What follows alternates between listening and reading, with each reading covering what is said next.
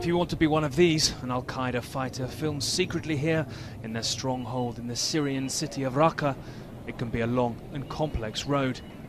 But if you're a Westerner, the journey to this radical utopia where women must dress like this can start here, on Twitter. This man is now in hiding, but he told us he helps recruit Westerners using direct messaging on the Twitter accounts of the Islamic State of Iraq in Syria, or ISIS.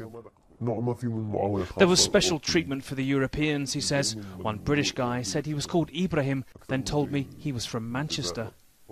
One asked my boss if he should fight in his own country or come to Syria. He was told, if God doesn't give you martyrdom in Syria, then he could wage war in his own country. Syria now has a new horror. Will Western recruits take their jihad back to their home countries? Some won't. Like Abu Salha, the first American to die in this blast as a suicide bomber in Syria. He was well known in Raqqa, said our source, adding their foreign recruits were first vetted carefully in their home countries. Part of an office that ran a welcome online chat about life under ISIS, 2 weeks for future recruits, there were very strict rules. There are some questions I am allowed to answer, he says, then things I must ask my supervisor about. Specific questions about religion.